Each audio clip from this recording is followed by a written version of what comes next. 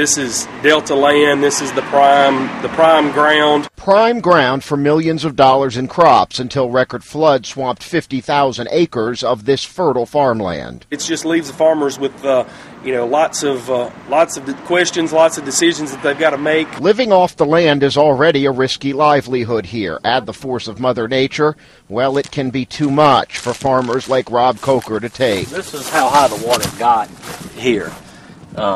This is probably the highest point this far back on the farm. The Yazoo River poured into Coker's nearly mature cornfields. He estimates his losses in the millions of dollars. With commodity prices soaring, this was supposed to be a banner year for farmers like Coker.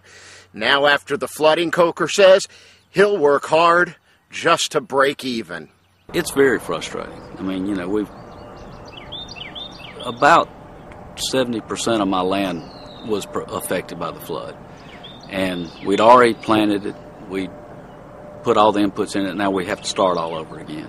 As if it couldn't get worse, Mother Nature added an ironic twist of insult to injury. We're in the middle of a drought.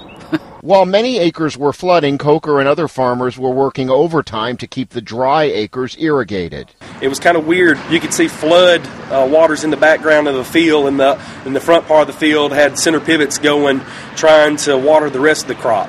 It's been a blessing not to have added rain on top of the flood water, but at the same time, the crops that are here are suffering just the same. Now, as the soil dries, the race is on to rush new crop into the ground, but in many fields, the water is disappearing just too slowly. Farmers like Coker have just a few more weeks to plant new crops that can make it to harvest before winter.